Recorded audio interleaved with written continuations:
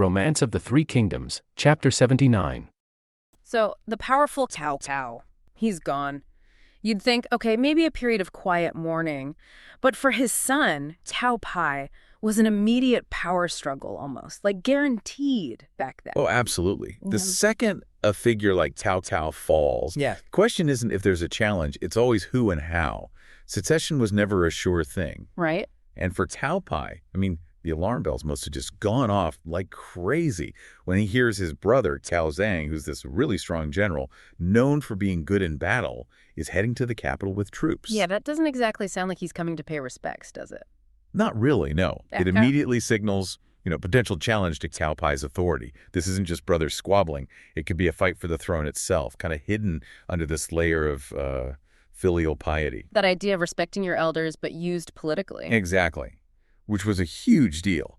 But what I find fascinating is, right in the middle of all this tension, one official, Jia Ku, just steps up. That's incredibly brave, isn't it? Yeah. What was he risking there? Oh, immense risk. Jia Kui, his title was Grand Master of Remonstrance, basically, an official allowed to criticize even the ruler. Okay. He knew a fight inside the capital. That would be a disaster. So his bravery, walking out there alone to face a general and his army, it's pretty remarkable, and he had to be really careful how he did it. And his questions are so sharp. Like surgical, he doesn't waste words asking, are you here for the funeral or to seize the throne? Talk about putting someone on the spot. Yeah, it really cuts to the chase. Those questions leave zero wiggle room, right? Yeah. That's him saying, hey, there are rules here, protocols for succession. Right. And then asking about his motives. It forces Cao Zhang to declare himself right then and there, loyalist or rebel. It's a brilliant way to potentially stop a fight before it even starts. So how does Cao Zhang react to that? Well, he claims he's only there for the funeral, sends his troops away, and then in this very human kind of moment, he rushes in, sees Cao Pai, and they have this tearful reunion. Huh. Calculated or genuine, you think? Probably a bit of both. Declaring loyalty, the emotional hug, these are all smart moves. He saw the pressure. Maybe he genuinely didn't want civil war right then. Okay. So the outcome. Cao Zhang gives up his forces, goes back to Yanling, that immediate threat. Gone. So Cao Pai formally takes the throne, changes the era name to Yang Kang, rewards the key guys Jia Shu, Hua Xin, Wang Lang. The inner circle. Pretty much. Yeah. Grand Commandant, Prime Minister, Imperial Censor. And Cao Cao gets his posthumous title King Wu, buried in Jailing. Things seem settled. But Cao Pai wasn't just about handling the immediate threats. His next move, wow, it shows this chilling, calculated side right from the get-go. He tells General Yu Jin to oversee his father's tomb construction. Sounds like an honor, right? On the surface, yes, an important job. But knowing Cao Pai, you start to suspect there's something else going on. It wasn't just about building a tomb. It feels more like a psychological setup. And here's the twist. Yu Jin gets to the tomb and he finds something shocking. Painted on the walls of the chamber, there's this mural. And it shows a very specific and totally humiliating scene. And the thing is, this wasn't an accident. Cao Pai specifically commissioned this painting. It was totally planned out. Deliberate. Yeah, a deliberate act to shame Yu Jin publicly, even in this supposedly solemn private place. It really tells you a lot about Cao Pai's ruthlessness and his calculation. The mural itself sounds incredibly intense. It shows Guan Yu, the famous enemy general who beat Cao Cao's forces, drowning 7 armies, sitting there all grandly. Triumphantly, almost. Yeah. Then you see another general, Peng De, standing defiant, refusing to give in. And then there's Yu Jin, bowing on the ground, begging for his life. It's like a permanent billboard of his worst moment. His perceived failure and disloyalty. And you have to ask, why go that far? Yu Jin had surrendered to Guan Yu, yes. Yeah. He came back to Cao Pai later, but the new emperor clearly felt he hadn't, died loyal, which was a massive failing back then. Right. So this mural was Cao Pai's way of branding him. Not just a failure, but a coward. It's pure psychological warfare, designed to just break the man. And it works, doesn't it? Utterly. Yu Jin just overcome with shame, anger, this public, permanent humiliation. He gets sick and dies soon after. The source even gives us that poem about him. Yeah, the poem. 30 years of old friendship, pitifully disloyal to Cao in adversity, knowing a person isn't knowing their heart, painting a tiger draws its bones. It's poignant. It really captures it. It sums up the tragedy, right? That idea that even long loyalty can just vanish in a crisis, and you don't really know someone's character until they're tested. Cao Pai's move here is just chilling. How power can be used not just to kill rivals, but to crush their spirit. So, okay, External threats handled, loyalty tested, maybe even enforced through shame. Cao Pai then turns inward. To his own family. His advisor, Hua Xin, this very cunning courtier. Always seems to be there with advice, doesn't he? Right. He suggests Cao Pi's other brothers, Cao Ji, the Prince of Linzi, and Cao Zhang, Marquis of Jiaowei, should be punished. Why? For not showing up to their father's funeral. Sounds like a strategic hit job. Oh, absolutely. Textbook power consolidation. Once you deal with the main threat, like Cao Zhang, you look for potential future challenges. And brothers, especially talented ones, often seen as rivals. Hua Xin is playing a dangerous game, but it's politically smart, targeting them like this. And the fate of Cao Zhang is just quick and brutal. He hears about the charges, gets terrified, and hangs himself. Cao Pai then, maybe for show, orders this lavish burial, gives him a fancy posthumous title, King Shaohuai. A bit late for Cao Zhang, though. It's grim, isn't it? Shows the intense fear in the court. Cao Zhang's suicide actually saves Cao Pai the trouble of maybe executing him, which could have caused problems. Right, avoids the backlash. Exactly. The fancy burial, the title, that's just politics. Making it look like official sorrow, but still achieving the goal. One less potential rival. It's a cold example of the consequences if you don't fall in line. But Cao Zhe, he's different. He's this famous poet, a scholar. The messenger sent to Linzi comes back saying Cao Ji and his buddies, the Ding brothers, Ding Yi and Ding Yi, are basically drunk all the time and completely disrespectful. That sounds like more than just bad manners. Oh, it's way more. It's open defiance. A direct challenge to Cao Pai's legitimacy, his authority. And the Ding brothers, they were respected scholars too. So them backing Cao Ji means something. It does. It Yeah. suggests there's this group, this faction, that genuinely thought Cao Ji, with all his talent, should have been the heir. And their words are just, wow, incredibly provocative. They're openly slamming Cao Pai, saying Cao actually wanted Cao Ji to be the heir, lamenting that Cao Ji, with his world-beating intelligence, wasn't picked. And they don't stop there. No. They then basically chew out the court officials for not recognizing real talent. That's like throwing gasoline on a fire right in front of the new emperor. Yeah, that kind of public criticism, especially from respected intellectuals, super dangerous for a new ruler. It directly hits Cao Pai's image, suggests maybe his rule isn't as solid as he wants people to think. The result is pretty predictable then. Violence. Cao Ji, drunk and angry, tells his guards to beat the messenger up and throw him out. Not a subtle move. Not at all. And Cao Pai, obviously, is furious. He sends Yu Shu, his famously loyal and fierce bodyguard, with 3,000 Tiger Guards, the elite troops, to arrest Cao Ji and his friends. That shows Cao Pai isn't messing around, sending Ju Chu and that many troops. It's a clear message. Zero tolerance for dissent, especially from family. Things have escalated fast here, from political games to outright military action. And Yu Shu doesn't hold back. He kills the general defending. Linzi brutally marches in, finds Cao Ji and the Ding's drunk, arrests them all. And the Ding brothers, these respected scholars, they're executed. Lots of people apparently mourn them. A very stark, bloody warning.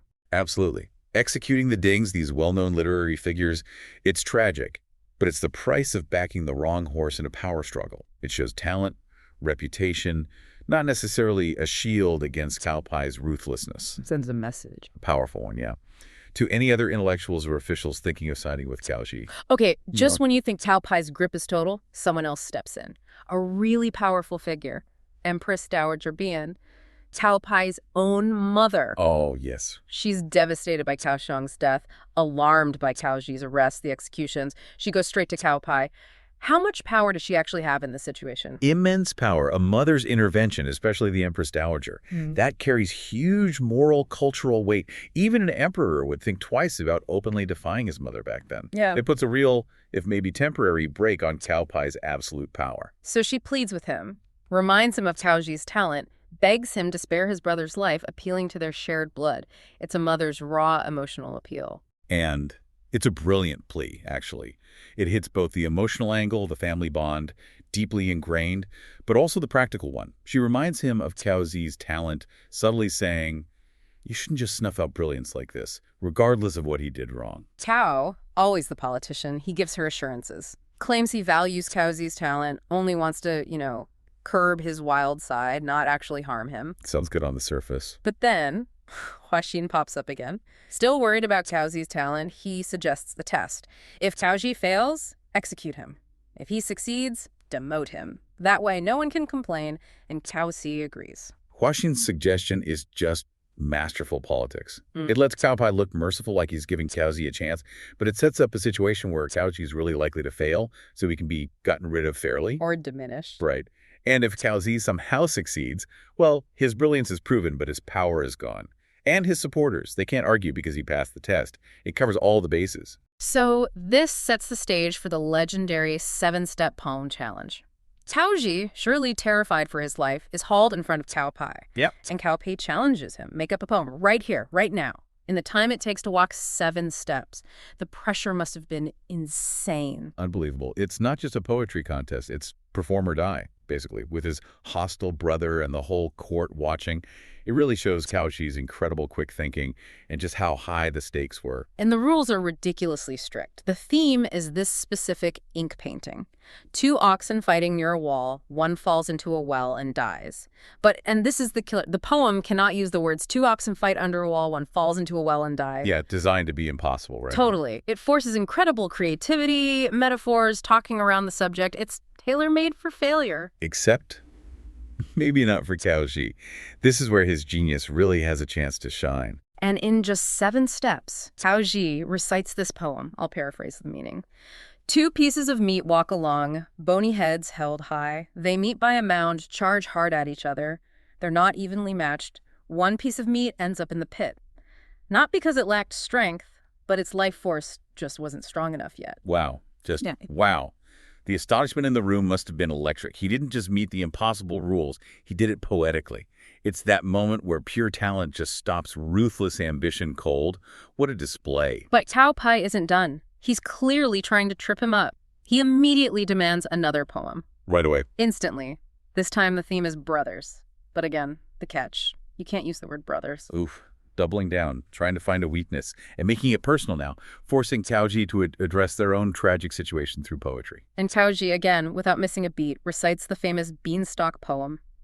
Beans are boiled using beanstalks for fuel. The beans in the pot cry out, "We are born from the same root. Why are you so eager to boil me?" Ugh, that poem. It's just devastatingly brilliant. So simple, so relatable, cooking beans, but it captures the whole tragedy of brother turning against brother. Yeah. The stalks fueling the fire beneath the pot. That's Cao Pai, persecuting Cao Zi, the beans. And that line, "We are born from the same root," it's incredibly powerful. It hits right at their shared blood, the cruelty of it all. And it gets through to Cao Pai. The text says he's actually moved to tears. Then his mother, Empress Dowager Bian, comes out again and scolds him for being so cruel. That just shows the poem's power, doesn't it? It's emotional truth. Even the ruthless Cao Pai couldn't completely ignore it. And the Empress showing up again. It seals Cao Zi's moral victory, in a way. So what happens to him? Well, Cao Pai, he falls back on state law. He demotes Cao Zi to Marquis of Angshan, then Cao Zi leaves. So yeah, it's a demotion, a loss of status, but his life is spared. Because of the poems. Because of the poems, arguably. Cao Pai wasted absolutely no time. No time at all. Immediately escalating pressure on the Han Emperor, in fact, even more so than his formidable father did. And the immediate impact of this consolidation is truly fascinating. Cao Pai's move wasn't merely about seizing political control. No. It was a clear, unambiguous statement of intent. It sent a very specific signal across the land. A new, more aggressive era had begun. Ah. We see this with Sun Quan of Eastern Wu, who, facing this new regime almost immediately, submitted himself as a vassal. Wow, okay. This submission, of course, instantly put Liu Bei, referred to here as Han Zongwang, in a deeply reactive and increasingly isolated position. That immediate shift in power certainly explains Liu Bei's alarm when the news reached him in Chengdu. He's reportedly greatly alarmed. Understandably. Gathering his advisors and declaring his intent. First, attack Eastern Wu to avenge the tragic death of Guan Yu. Right, the sworn brother. And then march on the Central Plains to eliminate the rebels in Wei. It sounds like a plan born of both grief and ambition, avenge his brother, then reclaim the empire. But is it realistic? Well, it's definitely ambitious. Before Liu Bei can even finish laying out this declaration, a dramatic and emotionally charged scene unfolds. Liao Hua rushes forward, weeping openly, and directly blames 2 specific individuals for Guan Yu's tragic downfall, Lu Feng and Meng Da. He demands their immediate execution. Oh. You can almost feel the raw emotion in the room. Liu Bei, fueled by this grief and anger, seems ready to act on impulse. This moment presents a critical choice point. Was Liao Hua genuinely seeking justice for Guan Yu? Yeah. Or was this perhaps a calculated opportunity to settle old scores or maybe remove figures he perceived as failing in their duty? Right. Regardless of his true motive, Kong Ming, Zhuge Liang, steps in with truly crucial counsel. Ah, strategist. He advises against any hasty action, warning that haste causes trouble. Instead, he proposes a subtle two-step maneuver. Oh, okay. Outwardly promote Lu Feng and Meng Da to separate prefectures. This would effectively isolate them, you see. Ah, I see. Make them vulnerable before taking direct action. Exactly. It's a classic example of political chess. It's certainly shrewd, but was this move entirely about patience, or was it maybe a calculated gamble, relying on others making missteps like Peng Yang eventually does? That's a good question. It's likely a bit of both. Calculated patience. Liu Bei agrees to this cautious approach, and Lu Feng is dispatched to guard Mianzhu. You can sense the undercurrents of tension, right? The calm before an inevitable storm as these pieces are moved into place. Definitely. The stage is being set. And this is exactly where the plot really thickens, taking an unexpected turn due to a personal connection. We learned about Peng Yang, a close friend of Meng Da. He gets wind of Kong Ming's separation plan and quickly writes a letter to warn Meng Da. But his messenger is intercepted by Ma Chao. Ma Chao, yeah. Who's on patrol outside the South Gate. A twist of fate, indeed, for Peng Yang. His loyalty is about to be tested in a big way. Ma Chao's actions here are absolutely pivotal. It's a masterclass in uncovering disloyalty, really. How so? He doesn't just arrest the messenger. He goes directly to Peng Yang, skillfully feigning his own discontent. Oh, clever. He baits Peng Yang by suggesting, the Hanzong Wang treated you so well before, why is he now treating you coldly?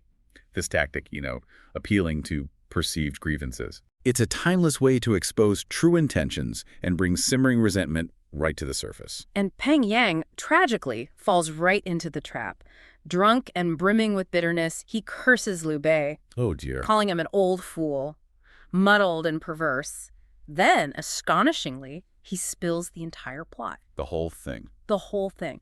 Ma Chao leads troops, allies with Meng Da externally, while Peng Yang raises troops internally in Sichuan to overthrow Liu Bei, Wow, that's a colossal misjudgment, fueled by alcohol and resentment. costing him everything. The swiftness of justice here is striking. Ma Chao immediately reports the entire conversation, hands over the letter, the messenger, everything to Liu Bei. Who wastes no time. No time at all. Peng Yang is imprisoned. And Kong Ming's advice, once again, is chillingly pragmatic. Let me guess. Execute him. Pretty much. Though Peng Yang might be a mad scholar, keeping him alive would inevitably cause trouble down the line. That's the assessment. Practical, if harsh. Liu Bei, heeding this counsel, orders Peng Yang's execution. It's a stark reminder of the unforgiving nature of the times. And the ruthless pragmatism often required to maintain power. Exactly. So with Peng Yang dead, the news reaches Meng Da, who is understandably greatly alarmed and completely panicking. Right, his contact is gone. In this moment of extreme vulnerability, a messenger arrives, transferring Lu Feng to Mianzhu. Meng Da feels exposed, profoundly betrayed. He's lamenting that Liu Bei has forgotten his past contributions, especially after the death of his friend Fa Zheng. Yeah. In his distress, he turns to the Shen brothers, Shen Dan and Shen Yi, for advice. And the Shen brothers present a clear, albeit opportunistic path. Defect to Wei. Jump ship. Essentially. Shen Dan even assures Meng Da that the Wei king, Cao Pai, will surely use him heavily. This episode vividly highlights the fluid and often, opportunistic nature of alliances during this chaotic period. Meng Da sees a potential way out. And a path to greater power. And perhaps greater power, yes. He seizes this opening. Meng Da immediately writes a rather elaborate letter of resignation and defection to Liu Bei. It doesn't just leave, he writes a letter. Right. Then flees with about 50 cavalry to Wei. And this letter, it's a masterclass in political rhetoric. Oh, I bet. He uses eloquent historical references, Fan Li, Ziju, Meng Tian, Yu Yi, all to justify his departure and claim the moral high ground. Portraying himself as the wronged party. Exactly. Portraying himself as a wronged scholar.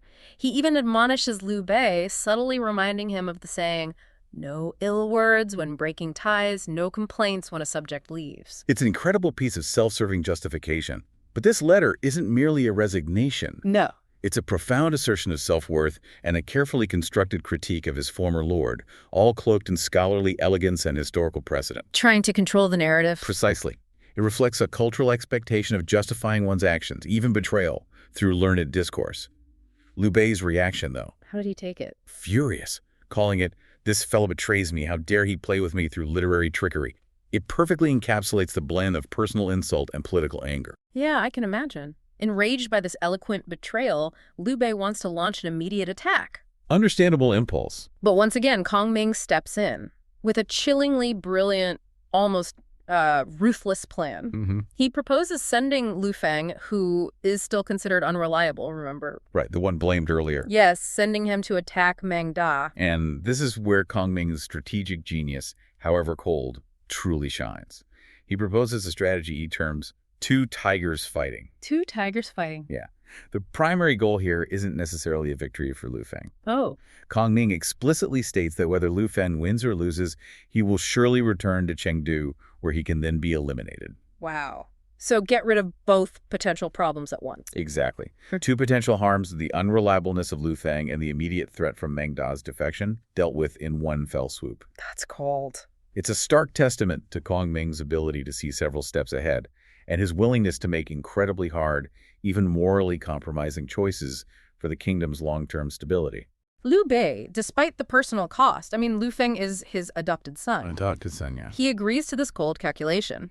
A messenger is dispatched to Lu Feng, instructing him to march on Meng Da. You can feel the tragic irony here. He's a pawn. Lu Feng is unknowingly being sent into a no-win situation, a strategic trap orchestrated by his own uncle's chief strategist. It's a cruel twist of fate. Absolutely cruel. Meanwhile, Meng Da arrives at Cao Pai's court, having fled Liu Bei. Cao Pai, ever cautious and politically astute, naturally suspects a trick. As you would. He asks Meng Da directly, "You've come. Could it be a false surrender?" Meng Da quickly assures him he's simply fleeing Liu Bei's wrath for not saving Guan Yu. Plausible deniability. Claiming no other intentions. A tense moment, surely. Just as Cao Pai is weighing Meng Da's sincerity, news arrives that Lu Feng is indeed approaching with 50,000 troops, challenging Meng Da to battle. Perfect timing for Cao Pai. Couldn't be better. He seizes this perfect opportunity for an undeniable loyalty test. What does he ask? If you are truly sincere, go to Xiangyang and bring back Lu Feng's head, and then I will believe you. Oof. Brutal. Force him to burn that bridge completely. Brutal, but undeniably effective in securing commitment. This is how powerful rulers solidify new alliances, often through blood. Meng Da, confident, actually boasts he can convince Lu Feng to defect without a fight. Oh, really? Thinks he can talk him over. Yeah. Cao Pai, clearly pleased, promotes Meng Da to several high-ranking positions. Palace attendant, general of martial prowess, marquis administrator of Xinjiang. So big rewards on the table. It's a powerful move, strategically placing Meng Da to defend key locations with generals Jia Hushang and Xu Huang already there. Right, reinforcing the area. Meng Da, living up to his boast, immediately sends a letter to Lu Feng urging him to join Wei. And here's the crucial question. How will Lu Feng react? Given his dire situation, this offer must seem tempting. You'd think so. But despite the overwhelming odds and Meng Da's persuasive letter, Lu Feng is absolutely furious. Furious, not tempted. No. He tears the letter to pieces, executes the messenger. Executes the messenger, Yeah. wow. And vehemently curses Meng Da for misleading their uncle-nephew relationship and causing discord between father and son. So loyalty wins out, even now. It seems so. This act reveals a deep-seated personal loyalty, perhaps even a tragic naivety to Liu Bei. It tragically overrides any sense of self-preservation. That loyalty is profound, even if misplaced in this context. Lu Feng, consumed by this anger and loyalty, charges Meng Da in battle, and in a surprising turn, defeats him. Really? He wins the initial fight? In less than 3 bouts, pursues him for 20 li, but it's all part of the larger trap. Ah, the ambush. Suddenly, an ambush by Xia Hushang and Xu Huang springs, with Meng Da turning back to fight. Lu Feng is utterly routed. Overwhelmed. Flees towards Upyang, a city he thought was friendly territory. This is where the layers of betrayal become truly stark and heartbreaking. He reaches Upyang. Only to find the city walls manned by Wei forces. Oh no. From the tower, Shen Dan, his former conspirator, shouts, "I have already surrendered to Wei." Utterly abandoned by everyone. His former allies have now completely abandoned him. Lu Feng is then forced to flee to Fangling, where Shen Yi and Zhu Wam attack him from behind the city. No escape route. This cascade of betrayals leaves him utterly isolated. Nowhere left to turn. Desperate, with only about 100 cavalry left, Lu Feng flees back to Chengdu. Back to Liu Bei. He throws himself before Liu Bei, weeping, trying to explain that he didn't save Guan Yu because Meng Da had stopped him. He's pleading for his life. Trying to justify his inaction in the face of impossible choices. Liu Bei's response, however, is swift and harsh. He calls Lu Feng a disgraceful son. Ouch. And vehemently questions how he could possibly listen to a slanderous villain like Meng Da. He orders Lu Feng's immediate execution. Just like that. A tragic end for such a complex character, caught between duty, betrayal, a larger political game. Where individual lives are just pawns. Exactly. However, our source reveals a poignant detail. Liu Bei later felt considerable regret. Regret? Why? Upon hearing how Lu Feng had bravely rejected Meng Da's offer and executed his messenger, demonstrating a loyalty that was, well, ultimately misunderstood or dismissed too quickly. Ah, the tragic irony again. This regret, coupled with his deep grief for Guan Yu, leads him to fall gravely ill and halt all military movements. It's a significant and somber turning point for his kingdom. While Liu Bei's realm is just embroiled in internal strife and personal tragedy, Cao Pai is systematically consolidating his power. Cold, clear focus. He promotes loyal officials, tours Qiao County like a true emperor, pays respects to his ancestors, deliberately mimicking the triumphant return of Han Gesu to Pei. Skillfully invoking imperial precedent, building that legitimacy. And this is where we see the masterful manipulation of the mandate of heaven come into play. Right. The omens. The sudden appearance of auspicious omens, a phoenix in Shi County, a quillin in Linzi, a yellow dragon in Yetcheng. All very convenient. They're immediately and strategically interpreted by Cao Pai's officials, Li Fu and Zhu Zi, as clear signs that Wei is destined to replace Han. These weren't just random occurrences, were they? They were powerful propaganda tools, engineered or spun to craft public consent for a monumental regime change. It's a prime example of how ideology is weaponized during periods of profound political transition. Absolutely. So with these divine affirmations now firmly in place, a large group of over 40 high-ranking officials, including big names like Hua Xin and Jie Shu, Major figures. they march directly to the Han Emperor Xin's inner palace. Their purpose is chillingly clear. Request his abdication. To Cao Pai. To Cao Pai. The Han dynasty, reigning for centuries, is on the absolute precipice of its end. Replaced not by conquest on the battlefield, but by a carefully orchestrated, seemingly peaceful transfer of power. Backed by divine will. Exactly. And our source leaves us right there, on that cliffhanger, with immense pressure on the emperor to respond. What a place to pause.